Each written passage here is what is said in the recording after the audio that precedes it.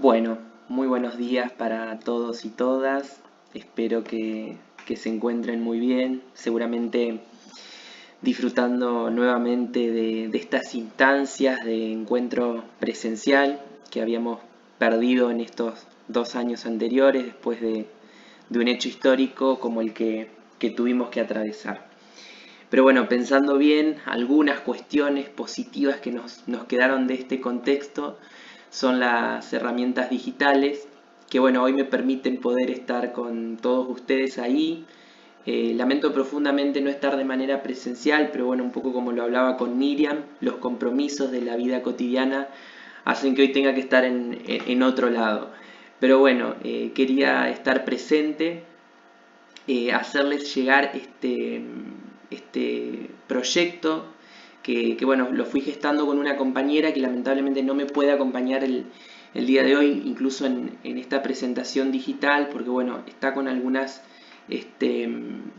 con algunos inconvenientes y bueno, no nos pudimos encontrar, los tiempos ya se nos venían encimando, pero queríamos estar hoy acá en la jornada de investigación y educación con este proyecto que, bueno, que se llama Tramando la ESI en la vida escolar, haciendo aulas más inclusivas.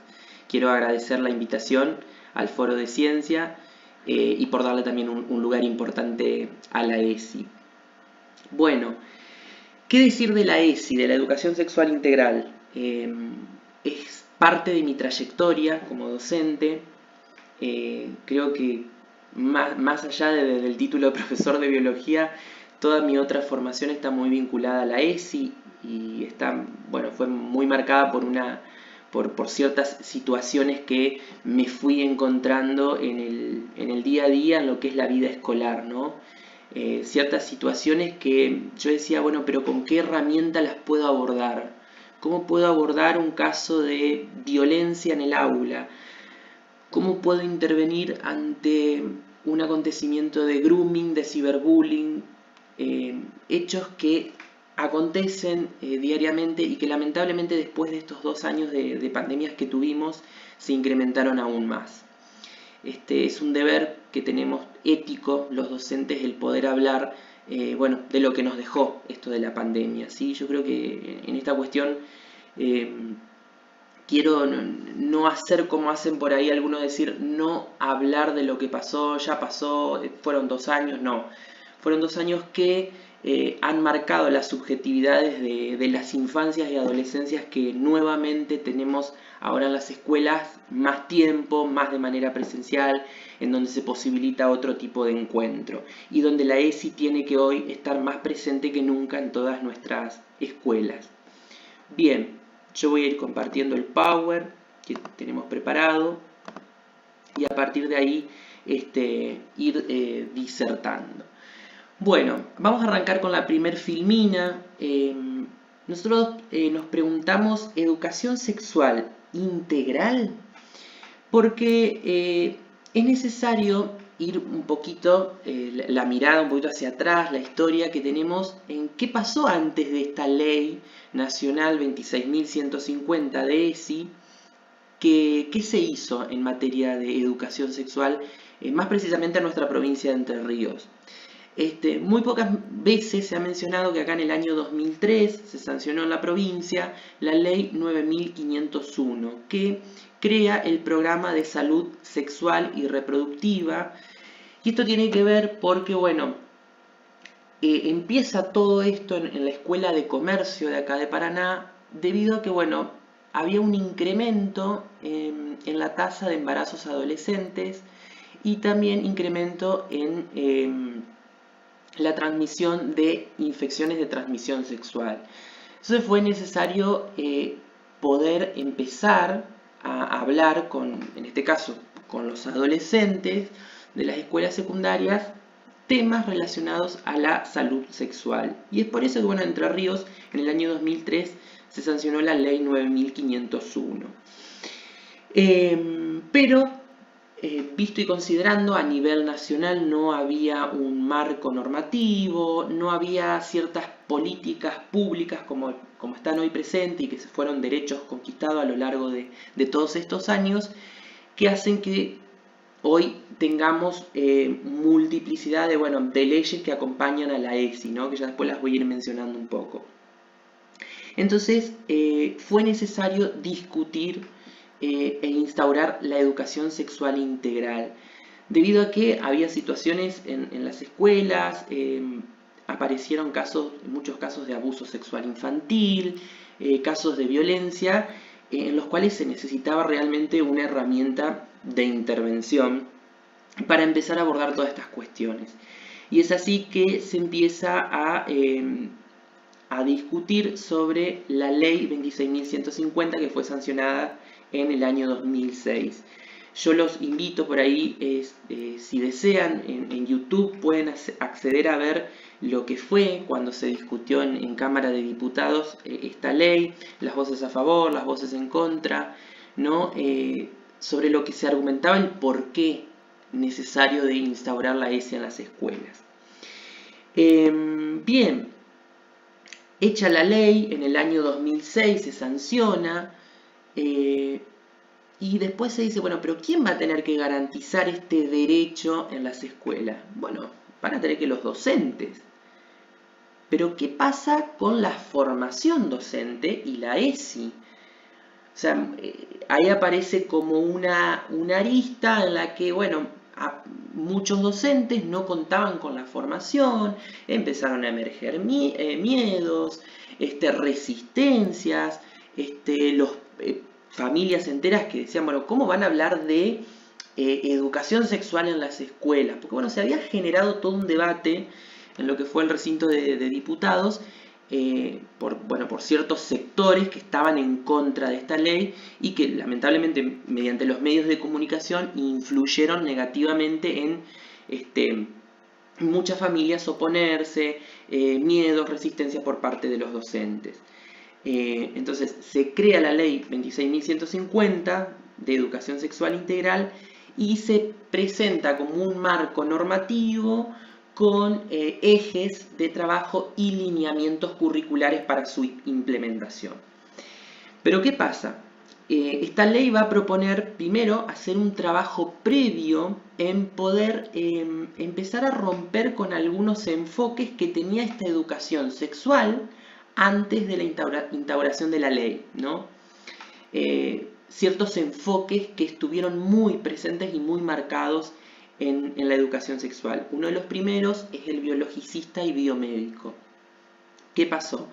Cuando apareció la pandemia de VIH-Sida, fue necesario a nivel sanitario empezar a instaurar políticas de prevención. Entonces fue un tiempo en donde muchos médicos se acercaban a las escuelas a brindar charlas sobre las infecciones de transmisión sexual, cómo prevenirlas, pero siempre era el médico, ¿no?, dando una charla, el clásico con el PowerPoint, explicando los estudiantes como receptores, no se habilitaba la palabra, no circulaba el decir, las dudas, era todo como muy rígido, muy estructurado. Y por supuesto desde un enfoque biomédico que va a concebir a la sexualidad desde lo puramente genital, desde una posición más higienista, muy heteronormativizada, ¿no? En esto de, la sexualidad varón-mujer, sin dar lugar a la multiplicidad de sexualidades u orientaciones sexuales. Y a su vez también con otro paradigma que es el moralista o judicial, que el moralista o judicial más o menos va a venir a decir, bueno, ¿qué es lo que está bien en educación sexual y qué es lo que no está bien? ¿No? Este fue un enfoque que estuvo muy presente en la formación filosófica, en todo lo que era con la formación ética y ciudadana, ¿no? A concebir qué prácticas sí, qué prácticas no. Estos enfoques estuvieron mucho tiempo presentes y yo les podría decir que lamentablemente al día de hoy todavía siguen arraigados. Por eso es necesario un trabajo previo antes de empezar a hablar de educación sexual integral. Es decir, romper con todos estos paradigmas para pasar al concepto de integralidad. Voy a pasar a la próxima filmina. Bueno, acá, en el 2006 se sanciona entonces la Ley 26.150 de creación del Programa Nacional de Educación Sexual Integral, que establece que todos los estudiantes tienen derecho a recibir educación sexual en los establecimientos educativos públicos de gestión estatal y privada de todos los niveles y modalidades de las diferentes jurisdicciones del país.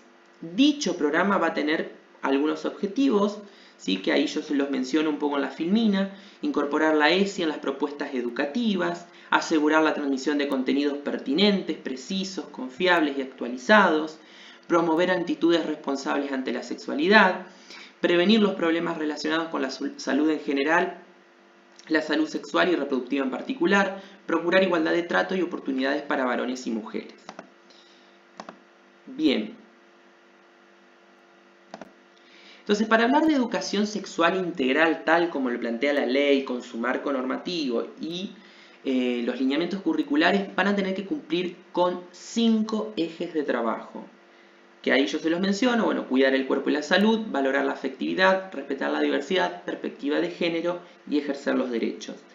Se propone también un enfoque integral que lleva en primer medida a la reflexión y consideración de la complejidad de lo educativo, del rol docente en el proceso de construcción de subjetividades que necesariamente involucra el educar sexualmente. ¿Qué quiere decir esto? La escuela no es solo productora de conocimiento, sino también que es productora de subjetividad. Y la educación sexual integral va a tener una gran incidencia en las subjetividades de nuestros niños, niñas y adolescentes, porque es donde nosotros impartimos los conocimientos precisamente confiables, científicos, tal como los imparte el Ministerio de Educación de la Nación con la ley, y van a tener incidencia en nuestros sujetos. Por eso nosotros decimos que, bueno, es tener en cuenta que estamos construyendo subjetividad en la escuela cuando hablamos de educar sexualmente, ¿no? Paso a la próxima.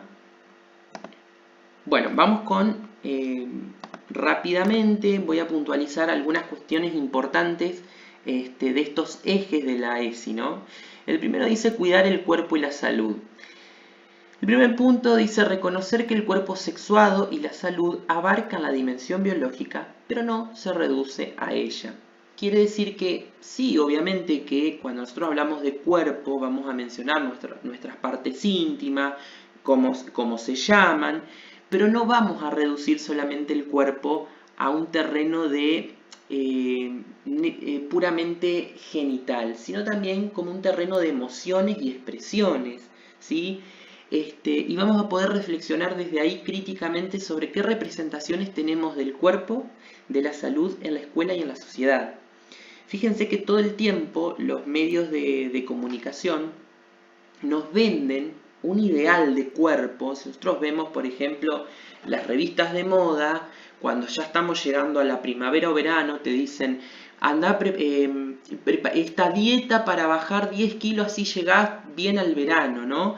Bueno, fíjense que muchos años nosotros hemos tenido, incluso hasta el día de hoy aparecen estas notas, que tienen una incidencia muy negativa en sobre qué representación nosotros tenemos del cuerpo, ¿sí?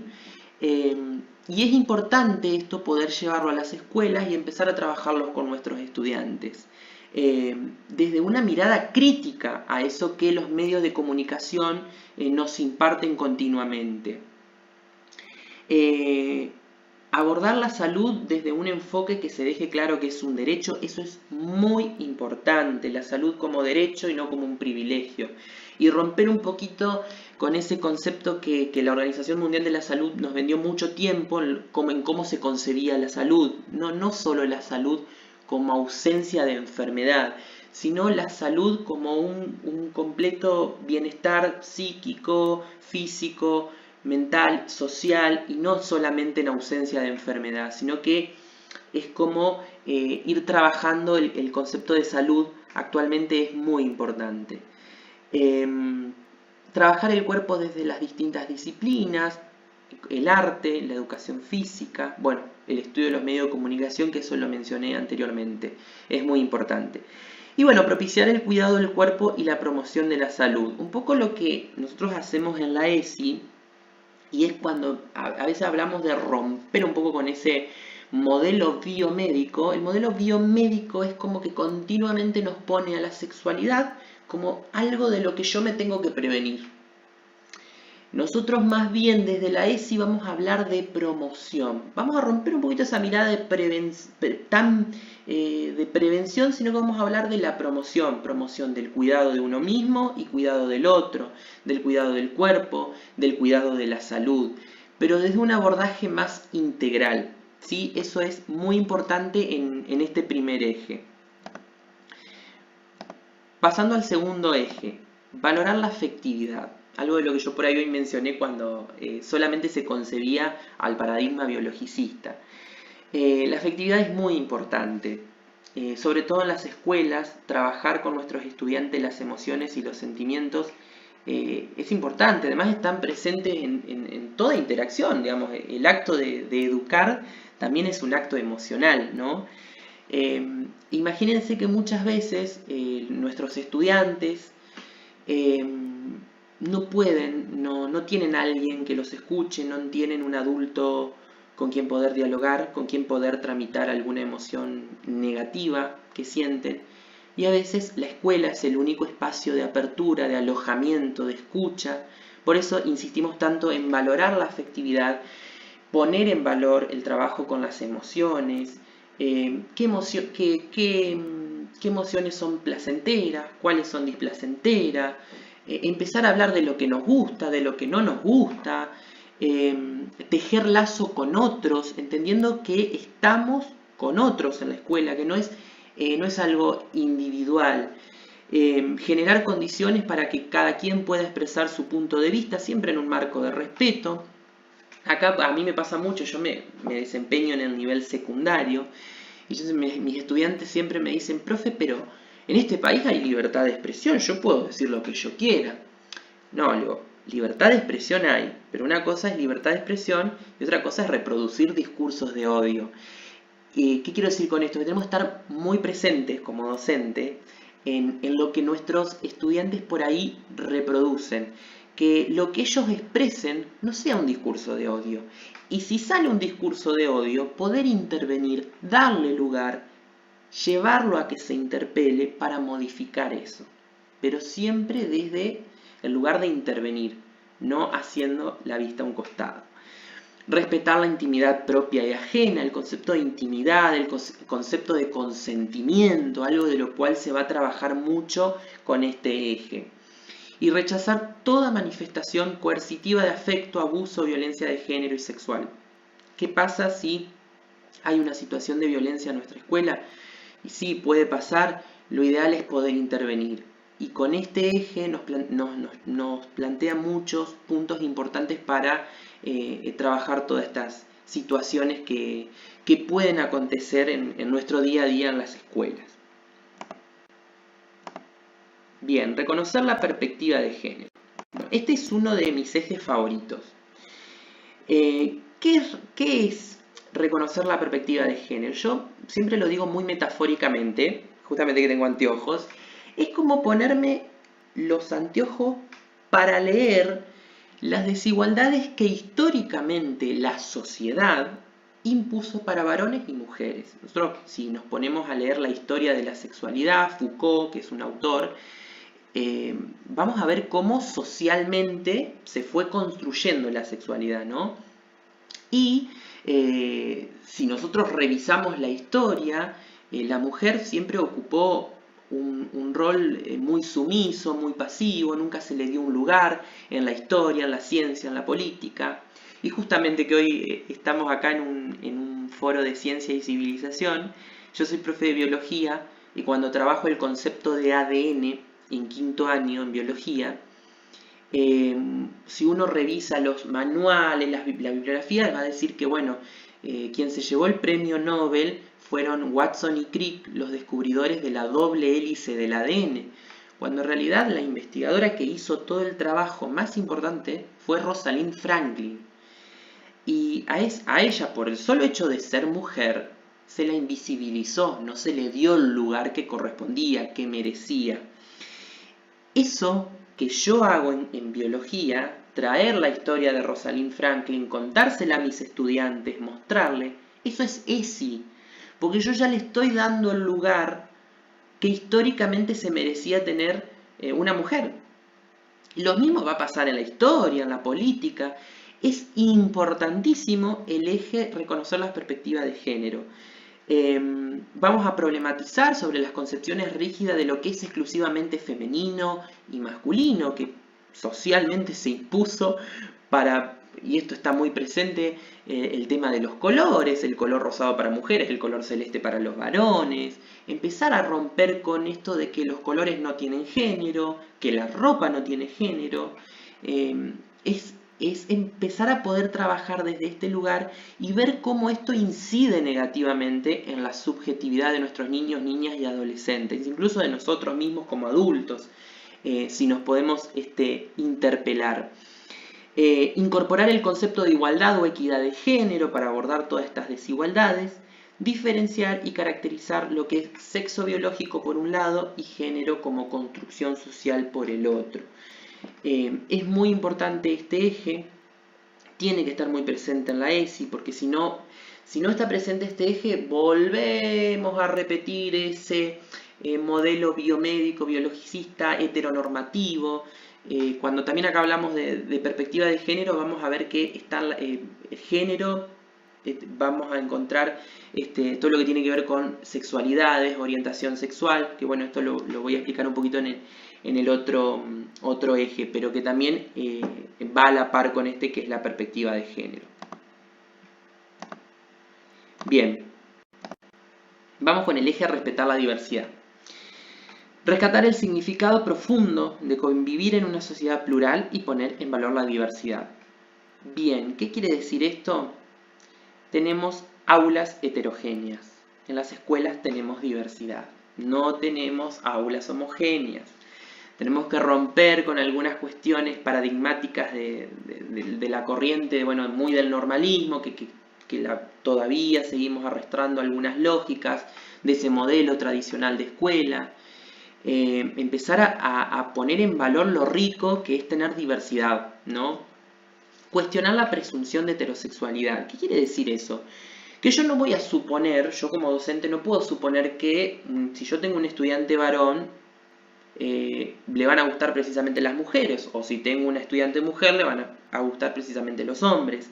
Hay que empezar a romper con esa presunción, presumir que son heterosexuales, porque si yo ya voy con esta idea a dar un taller de ESI, estoy anulando, cancelando cualquier otra forma de manifestación de su sexualidad o de su orientación sexual. Incluso lo puedo anular subjetivamente para que se pueda expresar, ¿sí? Por eso es importante a la par trabajar con perspectiva de género y poniendo en valor la diversidad. Respetar la identidad de género y orientación sexual de todas las personas. En Argentina, a partir del año 2012, tenemos la Ley de Identidad de Género, que, la cual, bueno, dice que cada persona puede ser nombrada incluso en su DNI con el nombre que se autopercibe, ¿no? Y esto es una realidad que está muy presente hoy en las instituciones educativas. Yo tengo alumnos trans y un día, me acuerdo, esto fue comenzando este nuevo ciclo lectivo en un curso. Tengo un estudiante que, bueno, tiene su apellido y su nombre de mujer y uno tiene, ¿no?, la costumbre como docente de paso lista y lo nombro. Y en un momento me dice, profe, yo quisiera que me llame por mi pronombre. Digamos, él tiene otro nombre como varón. Por supuesto, le digo, obviamente no hay ningún problema, pero él me comentaba que, bueno, que había docentes que no le respetaban a él su identidad de género. Y esto incide muy negativamente en su subjetividad, porque quizás tampoco en su familia encontraba una manera de alojar lo que él sentía, de expresar quién es realmente él. Entonces, respetar la identidad de género y la orientación sexual de todas las personas es sumamente importante, ¿sí? Rechazar violencia, estigmatización sea por orientación sexual, identidad de género, por creencias religiosas, por etnia, cultura. Ante situaciones que acontecen de este tipo en las escuelas, no puede primar el silencio pedagógico, no podemos hacer la vista a un costado, no podemos hacer como que no pasó. Me gusta muchísimo en los momentos de los recreos salir, dar una vuelta, escuchar a ver de qué hablan mis estudiantes. Muchas veces nos vamos a encontrar con que están habiendo situaciones de violencia, quizás de un comentario discriminando a una persona por su orientación sexual, por su creencia religiosa, y ahí es donde tenemos que intervenir. Eso es cuando nosotros decimos la ESI como herramienta para intervenir, para promover otro tipo de conductas, es ahí donde tenemos que prevenir. Pasó esta situación, bueno, después veremos con qué docente, cómo vamos a trabajar esto, porque no pueden en nuestra escuela haber situaciones de violencia. ¿Sí? Bien, paso al otro eje. Bien, ejercer nuestros derechos. Algo tan importante. La ESI, en primera instancia, es un derecho de nuestros niños, niñas y adolescentes desde nivel inicial y hasta nivel secundario. Y yo recuerdo que dando un taller de ESI cuando recién comenzaba, se acerca un papá un día, muy conservador, ¿no? Con una posición muy religiosa, y me dice: yo no voy a permitir que mi hijo reciba educación sexual en la escuela, me parece que no es correcto, yo como padre. Bueno, acá aparece una resistencia, ¿no? Y yo siempre digo que ante las resistencias no podemos responder con resistencia, sino que tenemos que ver de qué manera interpelamos eso que pasa. Entonces, en un diálogo que tuvimos junto al equipo directivo con este papá, le hicimos entender que su hijo es un sujeto de derechos, que nosotros, la escuela, jamás le va a faltar el respeto a su creencia religiosa, pero cuando esté dentro de la escuela va a recibir los mismos conocimientos y la misma información que todos sus otros compañeros, ¿sí? Porque es un derecho, porque es sujeto de derecho, ¿sí? Y esto es muy importante que como docentes nosotros tengamos incorporado esto. Nuestros estudiantes son sujetos de derecho. Por ende, garantizar la ESI es responsabilidad del Estado, responsabilidad de nosotros en conjunto con la escuela. ¿Sí? Vamos a propiciar el enfoque de los derechos vinculados con las infancias y las adolescencias. Se los tenemos que hacer conocer. Nuestros estudiantes tienen que conocer a qué edad pueden ellos ir a la salita de su barrio más cercana a pedir preservativos, a pedir asesoramiento en temas de salud sexual. Tienen que conocer sus derechos, ¿sí? Les corresponde. Tenemos que rescatar el papel fundamental del docente y el personal de la escuela como garante de derechos de los niños, niñas y adolescentes. Y por supuesto que hay que generar las condiciones institucionales para el efectivo cumplimiento de los derechos. Si hay situaciones de violencia en la escuela, si hubo una situación lamentable y que pasa a diario, se develan abusos sexuales, la escuela tiene que intervenir, tiene que trabajar en red con otras organizaciones y hacer todo lo posible para restituir un derecho que ahí está siendo vulnerado. Fíjense todo la trama que tiene la ESI y cómo sirve para trabajar ante estas situaciones. Y siempre pensar que la ESI no es un derecho aislado, que está allá, sino que se inscribe en un marco de políticas públicas relacionadas con la inclusión, la igualdad y el ejercicio de los derechos humanos. Eso es fundamental. Fíjense que yo fui puntualizando un poco por los 5 ejes. Tienen una estrecha relación los 5 y tienen que estar presentes cuando nosotros llevamos a cabo nuestras propuestas. Tienen que atravesar estos 5 ejes cada propuesta que nosotros trabajamos con nuestros estudiantes. Bueno, paso a la siguiente filmina. Bien, fíjense que hasta acá fuimos trabajando. Bueno, ¿qué pasó un poquito antes de la ESI? La llegada de la ESI como ley, con sus 5 ejes. El Ministerio de Educación de la Nación va a promover la serie de cuadernillos para la ESI, lineamientos curriculares, reflexiones para los docentes. Pero algo importantísimo es la actualización y la capacitación docente en relación a la ESI.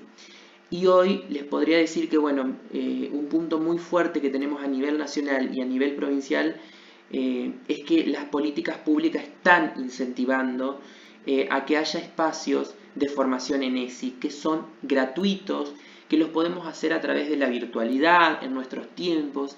Yo creo que esto hay que valorar y hay que ponerlo en valor porque es muy importante. Y es importante que todos podamos tener información y formación en ESI porque es algo que decimos es transversal, que ya lo vamos a ver a un poquito más adelante por qué es transversal. Pero bueno, una vez que nosotros ya empezamos a tener un poquito más de conocimiento de la ley, vamos como quebrando con esos enfoques que tenía la educación sexual y vamos a pasar a hablar más de una integralidad, vamos a empezar a tramar la ESI en nuestras escuelas. Ajá, pero ¿cómo? ¿Cómo empiezo? ¿Por dónde? ¿De qué manera? ¿Qué hago? ¿Voy mañana así improvisadamente y digo que voy a hablar de ESI? Bueno, hay que hacer unos pasos previos primero. Todos pasamos y continuamente vamos pasando por esto porque hay que ir actualizándose. La ESI tiene puertas de entrada, ¿sí? Los docentes decimos que tenemos dos puertas de entrada. Primero es la reflexión sobre nosotros mismos. ¿Qué quiere decir la reflexión sobre nosotros mismos? Es ver cómo nos posicionamos ante la educación sexual integral. ¿Qué posicionamiento tomamos? ¿Cómo tomamos esta ley? ¿Qué significa para nosotros educar sexualmente? Cuando hice la especialización en ESI, tuvimos un momento muy importante para trabajar en este punto de la reflexión sobre nosotros mismos y una de las docentes nos planteó estas preguntas que se las voy a leer. Dice, para reflexionar sobre nosotros mismos y sobre lo que entendemos por sexualidad, sexualidades, sería importante poder preguntarnos, ¿qué educación sexual recibimos? ¿Cómo vivimos la sexualidad y el afecto en nuestra familia de origen? ¿Cómo fue nuestro inicio en la sexualidad? ¿Nos reprimieron, nos retaron, nos castigaron? ¿Qué palabras y emociones asociamos al sexo? ¿Cómo fueron nuestros primeros encuentros sexuales y afectivos con un otro, otra? ¿Cómo me siento con mi cuerpo, con mis emociones? ¿Qué espacio le dedico al disfrute y al placer? ¿Puedo registrar mis deseos, lo que siento, lo que pienso? ¿Cuántas veces hice o hago algo sin desearlo realmente? Fíjense que son unas preguntas para empezar a reflexionar, ¿no? Sobre, bueno, cómo nosotros nos posicionamos ante la educación sexual. Y es importante poder hacer este paso previo para tratar de poder romper con todos esos enfoques que predominaban en la educación sexual, que se los mencioné al principio, y entender de manera más integral a la sexualidad. No solamente del orden de lo genital, sino que la sexualidad como una dimensión de nosotros los seres humanos, que comprende aspectos biológicos, psicológicos, éticos, culturales, religiosos, políticos, sociales. Es importante entender a la sexualidad como una dimensión integral de nosotros mismos. Bueno, esos son un poquito los pasos previos. Otro punto son los equipos de gestión escolar, ¿no? Y acá, bueno, es el rol puramente de los directivos. Y esto yo diría que es algo muy importante, porque es ver cómo los directivos se posicionan ante una norma. Y fíjense que esto es muy importante, porque no siempre nos posicionamos de la misma manera ante todas las normas o leyes que hay, sino que más bien ante el contenido que tienen. Entonces, los equipos de gestión escolar son parte del eslabón más importante, porque son quienes van a generar las condiciones institucionales para que se pueda instaurar la ESI, para que haya espacios de debate entre los docentes, para que se puedan haber instancias de actualización. Hoy acá en la provincia de Entre Ríos, y lo digo con mucho orgullo, tenemos una coordinación provincial en ESI muy buena. Cada departamental tiene su coordinación. Entonces los equipos de gestión escolar trabajan en red con estas organizaciones y muchas veces visitan las escuelas, tienen charlas con los docentes, ponen en tensión, bueno, qué se está trabajando en ESI, qué no, se despejan miedos, temores. Entonces es muy importante porque son quienes van a gestionar todo esto. Después, el segundo eslabón somos nosotros, los docentes, los que ponemos el cuerpo y militamos, llevamos la ESI, las propuestas, las planificamos, pero es muy importante el trabajo que hacen los equipos de gestión escolar. Bien, el último punto tiene que ver con los episodios que irrumpen en la vida escolar. Yo un poco hoy les mencioné, ¿no? Esto de cuando aparece la violencia, vamos a intervenir. Yo, bueno, que trabajo en nivel secundario, muchas veces me gusta ver qué dicen los bancos, qué dicen las paredes, porque por ahí los adolescentes las escriben. Es como que, bueno, una práctica que por ahí tienen del lenguaje en escribir. Muchas veces, si yo miro los bancos de las escuelas, y lo invito a cualquier docente de secundaria que hoy está acá, si nosotros miramos, seguramente nos vamos a encontrar con un pene dibujado, una infaltable frase obscena, y acá es donde nosotros, en vez de pasar a ese paradigma de la sanción, de esto no se habla, esto no se hace, es pasar a hablar de eso. Apareció en el baño escrito de las mujeres, fulanita de tal es una torranta que se acuesta con frases que aparecen así en nuestras escuelas. Eso es una puerta de entrada para la ESI. A partir de ahí hay que trabajar. Yo hace poco leía en las redes sociales un ejemplo maravilloso. Esto pasó en una escuela de Buenos Aires, brevemente se los comparto. Una docente de nivel primario les había dado como actividad a sus estudiantes que recorten sustantivos y los peguen en la carpeta. Y un estudiante recortó y pegó la palabra culo. Y generó un debate. La seño llamó a los padres para hablar del sustantivo que había recortado y había pegado un estudiante. Y ella lo sancionó. Pero, ¿qué hubiese sido si esta docente hubiese utilizado esa expresión para empezar a hablar de ESI en el nivel primario? Hablar de esa palabra. ¿Qué le genera? ¿Le genera risa? ¿Le genera vergüenza? Empezar a hablar del nombre de nuestras partes íntimas ya en el nivel primario. Y les cuento que hoy yo tengo una sobrina de 5 años que va a jardín de infantes. Y en jardín de infantes, la ESI, en la educación sexual en el jardín de infantes, les enseñan a nombrar sus partes íntimas. Les enseña a que nadie los puede tocar sin su consentimiento, a que si van al baño en la escuela o en otro lugar lo tienen que hacer con la puerta cerrada. Son pequeñas acciones que contribuyen un montón a prevenir situaciones muy dolorosas como un caso de abuso sexual. Y este ejemplo de que pasó en la educación primaria, se perdió una excelente oportunidad la docente para empezar a instaurar la ESI. Y estos episodios que irrumpen en la vida escolar están presentes todos los días, en lo cotidiano, y son puertas de entrada para trabajar la ESI. Así que excusa no hay, porque hay episodios y hay que empezar a trabajar en base a esto. Y hay muchos otros disparadores también, incluso a veces preguntas de nuestros niños, de nuestros adolescentes, son los que hay que habilitar un poco la escucha. Paso a la otra filmina. Bien, desarrollo de ESI en las propuestas pedagógicas. Bien, una vez que ahí hablamos un poco de los equipos de gestión escolar, ya empezamos a reflexionar sobre nosotros mismos, ahora vamos a empezar a generar las propuestas. Bien, ¿de dónde vamos a sacar el material? Porque esa fue y esa pregunta está instaurada hasta el día de hoy. ¿Pero de dónde saco actividades si yo no tengo un diseño curricular que Sí, el Ministerio de Educación de la Nación, si nosotros entramos a internet, están los cuadernillos de ESI, donde se nos presentan todas las dinámicas para trabajar con los estudiantes e incluso reflexión para los docentes. Sobre ese tema que vamos a trabajar, ya incluye reflexión para que trabajemos nosotros mismos primero. Y a partir de ahí poder planificar, gestionar y llevar las propuestas. Es muy importante que planifiquemos, porque el planificar es accionar. Siempre y cuando, esto por ahí es una crítica que hago, es que no se planifique un proyecto hermoso, muy lindo, y quede en el armario o en el estante de la escuela y nunca se hable, sino que primer paso planificamos y segundo paso pasamos a la acción, llevamos a cabo las propuestas. La pregunta es: ¿la transversalidad o espacio específico?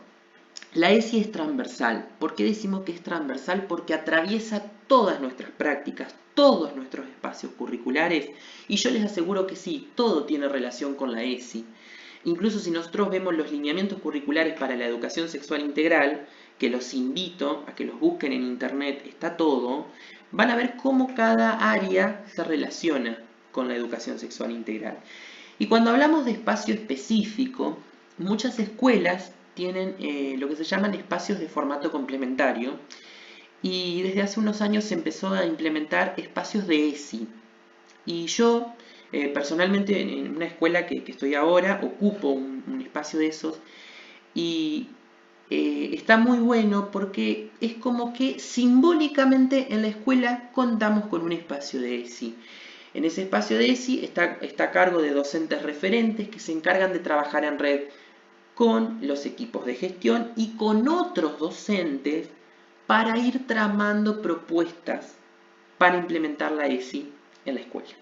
Y eso es genial, ¿sí? Porque muchas veces pasa que los docentes, sabemos que lamentablemente, y esto es algo que hay que modificar en la educación secundaria, son los formatos institucionales organizacionales. Tenemos lo que son los profesores taxi. Muchas veces hay profesores que van corriendo de una escuela a otro, que tienen 2 horitas acá, 2 horitas allá, que es muy poco el tiempo para su espacio curricular y le dedican más tiempo a eso y quizás no a trabajar la ESI. Entonces no se está haciendo el trabajo. Y contar con un espacio específico permite esto. Permite ir tramando propuestas con otros para llevar a cabo la ESI en la escuela. Es sin lugar a dudas una herramienta para el acompañamiento de las trayectorias escolares, ¿sí? Trayectorias que por ahí son complejas y disímiles, se pueden acompañar desde la ESI. Como yo les dije hoy anteriormente, ¿no? Cuando hay situaciones de violencia, situaciones que por ahí los estudiantes no pueden nombrar, encuentran a veces un lugar donde alojarla en los talleres de ESI, y es realmente sumamente significativo poder acompañar estas situaciones cuando ocurren. Que obviamente que ahí tenemos un deber ético y pedagógico. Pasa una situación, no podemos hacer la vista al costado, sino que también tenemos que estar para acompañar. La ESI como trabajo en red e intersectorialidad. ¿Qué quiere decir eso? Que no podemos trabajar solos. Si yo estoy en una escuela y resulta que me encanta trabajar la ESI, tengo un interés por revolucionar la escuela, pero estoy solo, no tengo el acompañamiento de pares, me voy a terminar cansando, voy a terminar agotando y no me va a terminar gustando algo que quizás tenía todo el encanto para hacerlo. Por eso es importante trabajar con otros. Algo que a mí me gusta mucho es hablar de lazo social. Y lamentablemente un poco la pandemia debilitó ese lazo social, que lo estamos empezando a recuperar, bueno, ahora en la posibilidad de encontrarnos con otros. Entonces es importante el trabajo en red. Esto no es un trabajo aislado, se trabaja con los equipos de gestión, se trabaja, bueno, si tenemos en la escuela equipos de tutores, con otros docentes. Y por supuesto que van a aparecer las resistencias. Las resistencias están. Hay que ver cómo las trabajamos. Yo creo que también al principio, cuando arranqué con mi trabajo en los talleres de ESI, yo decía, bueno, pero se me aparecen resistencias y me enojaba. Y aprendí que a las resistencias hay que interpelarlas. Hay que hacerle muchas preguntas. Porque es a partir de ahí donde se trabaja. Me ha pasado con colegas que vienen y me plantean esta pregunta o me plantean esta resistencia. Y quizás a partir de una pregunta que podemos generar, cambia, hace que se interpele, que piense en eso. Por eso, si hay resistencia, las trabajamos. Pero no tampoco, no quedarnos en, no voy a trabajar la ESI en esta escuela porque hay muchos docentes que se resisten. No, eso no. De ningún modo, porque trabajar tenemos que trabajarla. Hay un marco normativo, porque por ahí nos dicen, bueno, pero si viene la familia de un estudiante y me dice que no, lo lamento, acá hay un marco normativo, hay una ley que dice que tu hijo tiene que recibir educación sexual integral desde nivel inicial y hasta nivel secundario.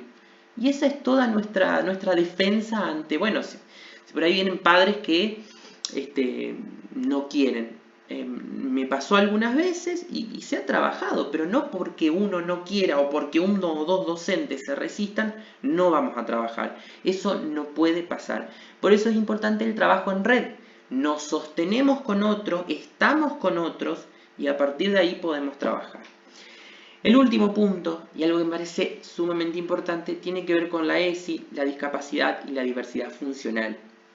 Yo trabajo en una escuela que tenemos chicos con diversidad funcional que asisten en sillas de ruedas y hacemos a veces muchos ejercicios interesantes en recorrer la institución educativa, transitar, ver si tiene rampas, si tiene el lenguaje braille para las personas con disminución visual.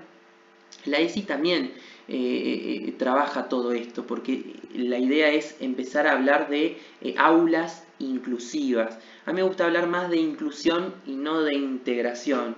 Y esto está también bueno que lo puedan tomar desde ese paradigma. Y los invito, porque no me voy a detener en esto, porque si no, no termino más, en vean la diferencia que hay entre inclusión e integración. Y empecemos a hablar de aulas inclusivas. Con la discapacidad también se trabaja y está muy bueno el trabajo que se hace. Y es una forma también de acompañar las trayectorias. Bien, paso a la siguiente filmina. ¿Cómo se pasa el tiempo? A ver, acá. Bien. Como para ir cerrando, resulta importante señalar que para el desarrollo de las propuestas, y esto es un poco yo se los mencioné anteriormente, se sugiere un abordaje con material oficial que se provee a través de cuadernillos y láminas didácticas del Programa Nacional de ESI para cada uno de los niveles, inicial, primario y secundario. Dichos materiales ofrecen excelentes aportes acerca de cómo abordar el proceso de enseñanza y aprendizaje de la educación sexual, para concretar lineamientos curriculares de ESI en las instituciones escolares. Esto es un poco lo que yo les compartía. Todos estos cuadernillos trae primero todas las actividades con reflexión para los docentes y después para trabajar con nuestros estudiantes. ¿Dónde está esto? Ustedes acceden a Google, ponen cuadernillos para ESI, Ministerio de Educación de la Nación, y ahí les salta todo, los van a poder descargar. El material está al alcance de la mano. No es que hay que pagar ni nada, no, está todo.